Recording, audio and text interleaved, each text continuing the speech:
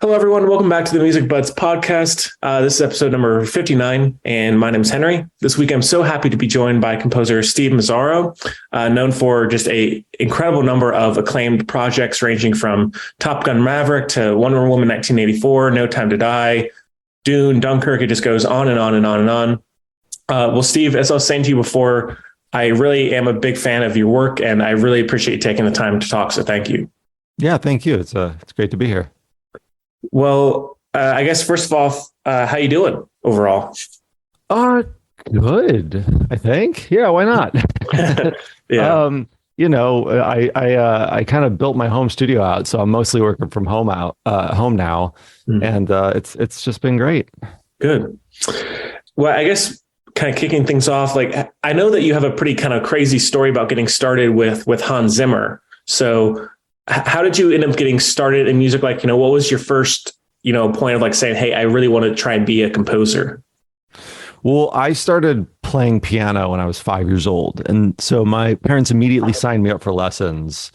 Throughout high school, I played a bunch of random instruments like alto saxophone, French horn, drums, guitar, bass. I mean, you name it. Like anything I could get my hands on, I was kind of playing. And then about 13 or so, I was playing Final Fantasy, which is a old PlayStation game, and I just fell in love with the music for them.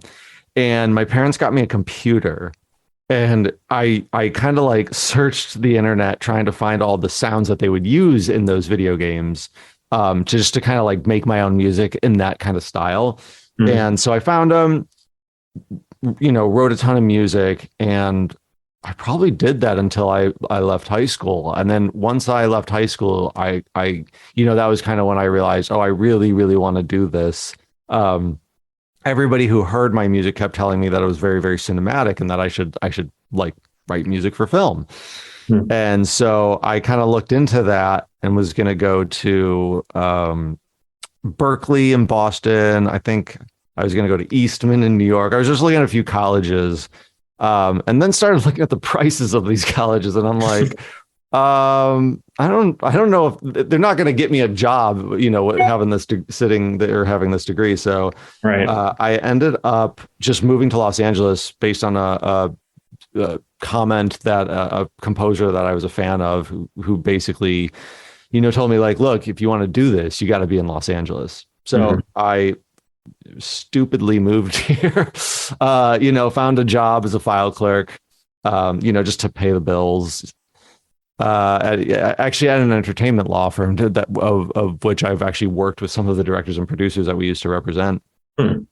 And would just kind of write at night, and did that for about 6 years. Found a company over in the UK actually, called Silva Screen Productions, and what they would do is have me mock up pre-existing film music. It's basically like do film music covers, and then this way they could relicense them and not have to pay to use the masters. You could sell compilation albums and God knows what else. Right. And so I was working with them, making enough. I'm like, you know what? I'm going to move back to Ohio, which is where I'm from, and I get a random email out of the blue saying, hi, Hans would like to speak with you and you have a moment. I'm like, cool. Okay, so I'm being sued. That's not normal. Yeah, exactly. So I scurry into one of the empty office rooms and give him a call. And he's like, yeah, look, I heard this thing you did with Silva Screen. It sounds really good. Are you in town? And so we met up, and he basically offered me a job on the spot. Yeah. And that was 11 years ago. So I've been kind of just working with him ever since. Wow, that's pretty, that's the kind of thing you just never think is going to happen until it does, No, what I've noticed is everybody who works in this industry has a completely unique story to their own and completely different from everybody else. For sure. Yeah. Well, I guess, I guess we can maybe start with some recent stuff, but, one thing I was curious about, so since you do work pretty close with Hans Zimmer on a lot of things, like, it'll say like additional music or something along those lines, as opposed to something like your work on the rhythm section where you were the lead composer. And so how would you like define something like additional music? Because I feel like, is it something different for every project? Like what's the process of you, quote unquote, doing additional music as opposed to being the lead composer, if you will? So it can differ from project to project. Additional music can literally mean I wrote half the score to I wrote a couple themes. I wrote a theme. I wrote music based on Hans's themes. I mean, it really depends on the project and the level of collaboration that we end up having with it.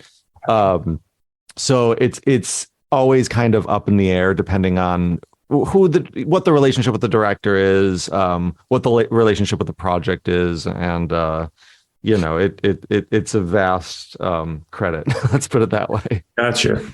And now talking about some projects like, Top Gun Maverick, which is just like, I knew it was going to do well, but I didn't know it was going to do that well, at the box office and critically as well. What was it like, being on a project like that? Because, it was this long anticipated sequel. I was on that for a short period of time. I kind of worked on it towards the beginning before Tom Cruise and can't remember the other guy's name, Chris McQuarrie kind of joined. So I was kind of more dealing with Joe Kosinski.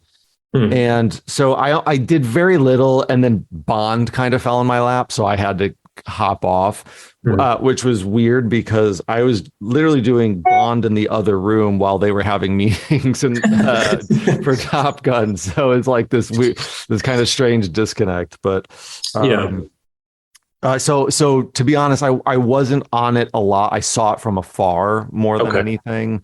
Unfortunately, that's my boring answer. Well, no, that's fine. I mean, because then, talking about No Time to Die, which, the Bond movie, that must have been like thrilling to be a part of. Oh, it's great. Yeah. I mean, I think it's every composer's dream to write a Bond score. It's like the pinnacle. Yeah. And then were you able to collaborate with Billie Eilish on the theme? Was that something that you were around, or were you more on the score side? Yeah, I mean, I was much more on the score side.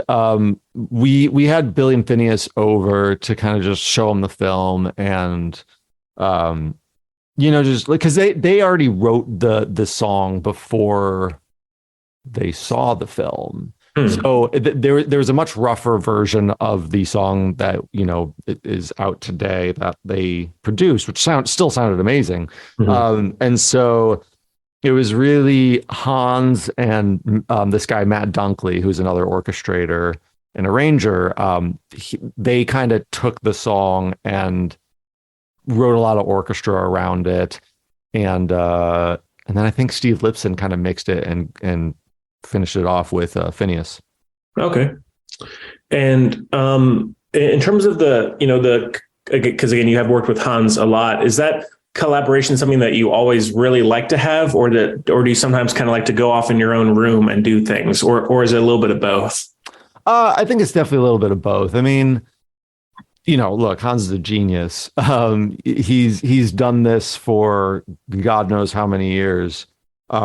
So anytime I have a question or an issue or a thought, it's always the best to bring it to him, because he just always has a fresh and most realistic perspective on it, I think. And I think that's why he keeps people like me around too, is like when you hole up in a room by yourself and you're just writing, it can get very dark windowless room for days on end. You lose sight a bit of what you're doing. So having that other person to bring in and be like, do you have any ideas that you can throw in here?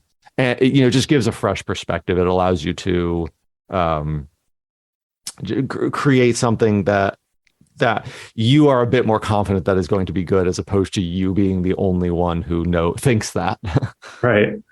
And is there, having done all that, is there something that you've learned, I guess, having started out so young? Is there something that you have learned along the way on your own, but then also maybe learn from someone like Hans? Like, are there, I guess, lessons on each side? Anything in particular that you've kind of just gathered over the years from experience? I think you're kind of learning on every project, because, and that's what's kind of great about this job or career or whatever you want to call it, art form. Every project is 100% completely and utterly different. Mm-hmm. You will never get the same experience, even if it's with the same people. Sometimes, it's a very strange thing. So you're constantly kind of evolving and learning, and you carry everything with you. You carry all of the experience and lessons that you gain from each film with you that help you in the next. Mm-hmm. I can't think of anything like specifically, but it is a very kind of evolving career, I would say. I don't think I'll ever stop learning on these projects. For sure. And I guess that's what's exciting about it, is you never really know what you're going to run into. Yeah. And going back to one project is the rhythm section, which is the Blake Lively spy thriller that came out a few years ago, which I think is like the coolest movie. And I of course I love the music. And how did you end up getting involved with that project?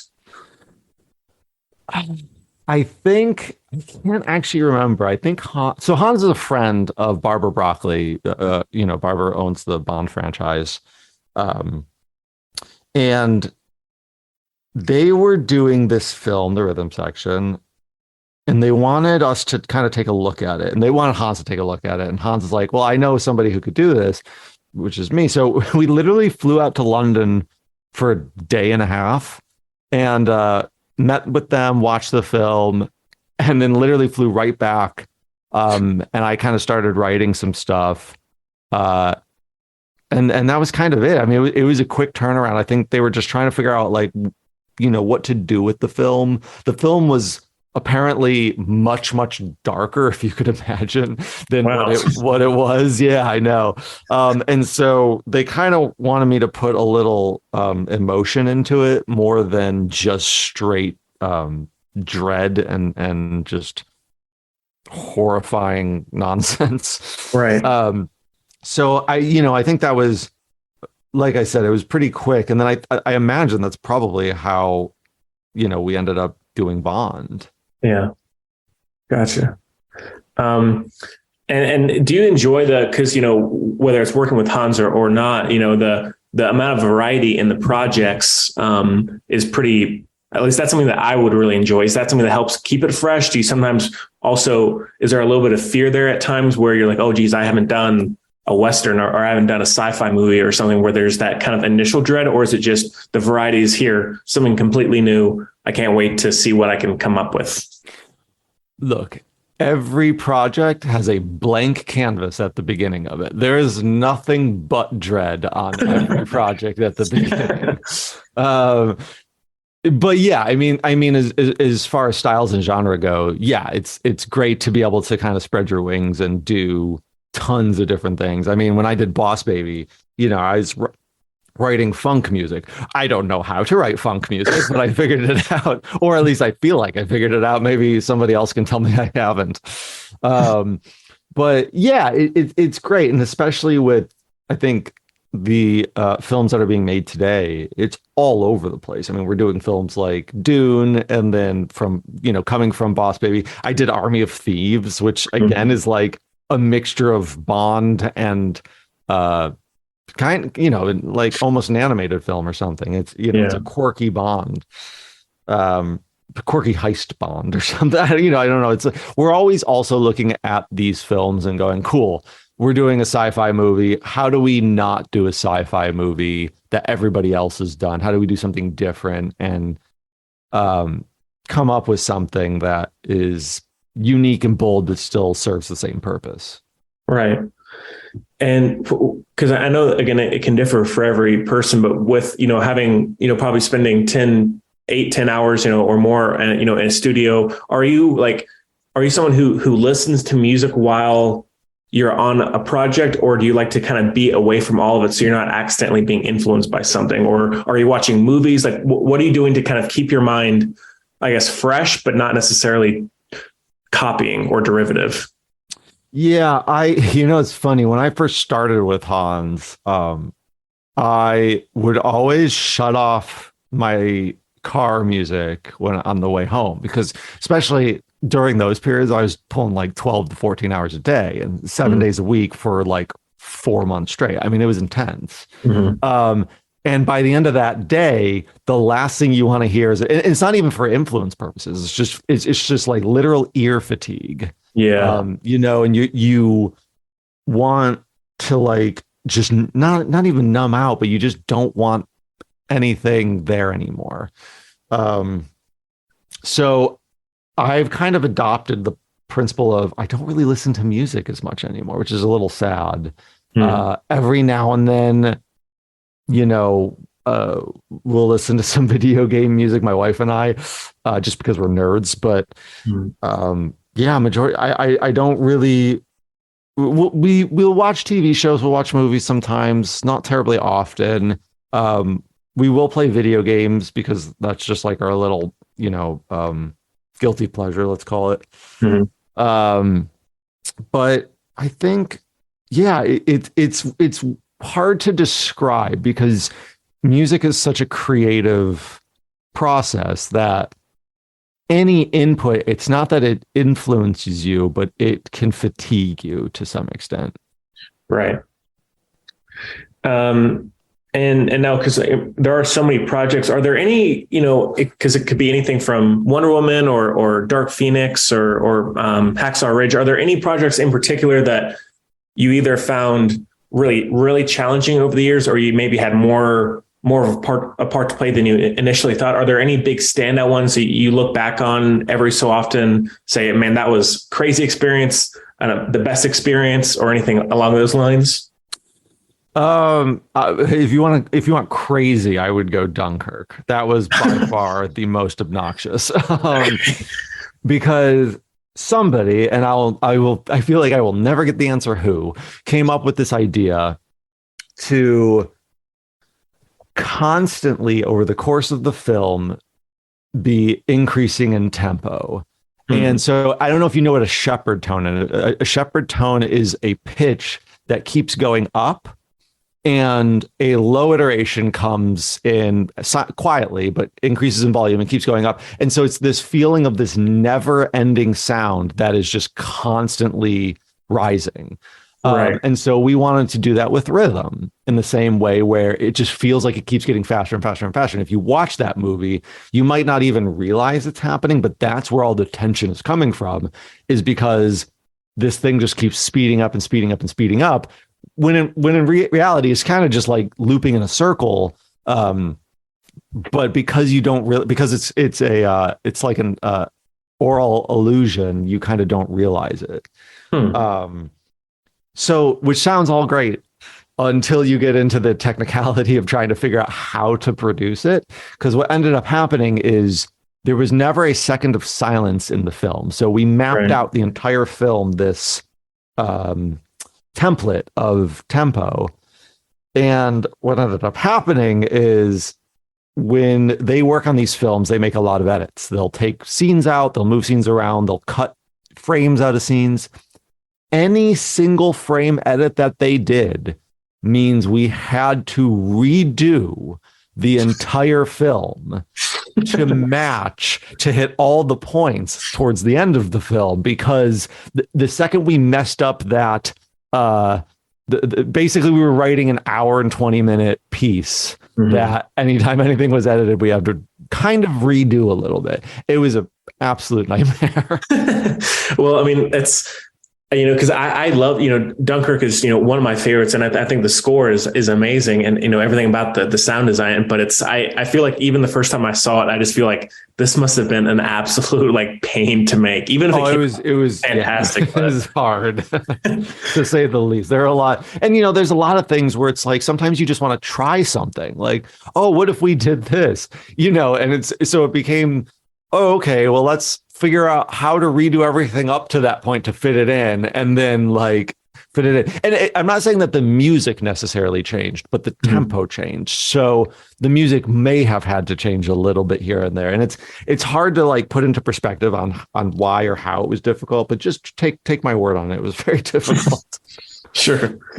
Well, now, are there any, I guess it doesn't have to be horror stories, but any other stories either along those lines or any that you wish, man, I wish I could do a sequel to this because I either loved the movie itself or I loved the process of doing it. Anything that in particular you look back on? I really loved working on Army of Thieves with Matthias and just the whole Snyder crew and everybody. Like they're all just like the best group of people to kind of get in a room with and work with because they're just so nice and they're just so fun and they're so creative. And it's just such a kind of wacky film. And I don't know, I'm kind of growing towards those films a little bit. The Boss Babies, the SpongeBobs, the Army of Thieves. They're honestly, anything with the right people that you're working with, it's such a great experience. That makes all the difference. Whether or not coming up with the ideas or writing the film is difficult, as long as you're doing it with good people, it's great. Yeah, for sure. Well, one last thing I did want to ask you about is this, because I saw you posted about it, is this Disney 100 exhibition. So you tell me a little bit about that, because I'm curious as to what your part of it was. So what I believe, they're doing an exhibition for Disney, and it's kind of like, I'm not sure if I'm allowed to give this much away, but here we are. It's kind of like this walk through, I don't want to say museum, but it's just an exhibition. It's this thing that they're setting up and apparently touring in different parts of the US and Europe, I believe. I think maybe Asia, I can't remember. But basically, over the course of this whole exhibition, there's going to be this about like 20 couple minute piece of my arrangements of what is my own theme that gels everything together and a bunch of the other Disney themes as like this kind of nostalgic, piece of music that you listen to as you're walking through and seeing all of this, whether it be memorabilia or I have no idea what else they have in store for it. It's not finished yet, but so yeah, I basically wrote this piece. I wrote this theme for this thing, and then incorporated basically as many Disney tunes that I could possibly imagine to have people listen to as they walk through this thing. That sounds pretty interesting. Kind of like a new kind of new part of being a composer. Oh yeah, it was great. I mean, it's funny. I do this a lot anyway. I mean, if I kind of did a lot of the arrangements for Hans Zimmer Live, for the World of Hans Zimmer. Like I've done a lot of taking the music and stretching it and doing horrible things to it. So the Disney thing was really fun because I kind of got to take like a lot of Alan Menken's themes and just just play with them. It's fun to just stretch the material and see what they can do. And you can always tell if a theme is really good if it's easy to play with. Yeah, and literally every single one of those, like, it was pure joy. That's cool. Well, now, along with that, is there anything else coming up? Any other cool projects? Anything else like that you want to mention, or is it all kind of hush hush for the most part? Yeah, I've got two that I know of. One of which I know has not been publicly released, so I can't say that one. Okay. And then the other I'm doing with Han, so I don't know if I can say anything about that either. So yeah, I'm working on things, but I can't say. No, that's fair enough. I know that's a boring answer. No, it's okay. It's okay. I'm always just you never know what you're gonna get. So I'm always curious to ask. And I guess just one kind of fun thing I always like to ask towards the end, would you have it doesn't have to be a composer, it can be, a rock band or singer or whoever. Do you have a desert island artist, a music artist who, if if you're on a desert island, you could have one music group or artist to have? Nobuo Uematsu for sure. Okay. Which, if you don't know who he is, which you very likely don't, he wrote all of the Final Fantasy music. Oh yeah, of course. Yeah. I mean, he was kind of the reason I got into this work. I fell in love with it. I still to this day love his music. Just everything he's written. It's just so, I think, thematic at a point where gay music kind of started to stop being that. He's just, in my opinion, a really brilliant writer. Yeah, my brother was a huge fan when we were growing up of the Final Fantasy games, and so I definitely got a lot of the Final Fantasy sounds over the years, for sure. Steve, thank you very much again for taking the time to talk. I would love to get back together again sometime down the line. Absolutely. Yeah. But yeah, thank you very much. And again, I really enjoy listening to your work both as I'm watching a movie and also, just on my own. So I really do appreciate you taking the time and I really appreciate your work. So, well, thank you so much for having me. Yeah. All right. We'll take care and I'll talk to you soon. Okay. All right. Sounds good. See ya. Okay. Bye.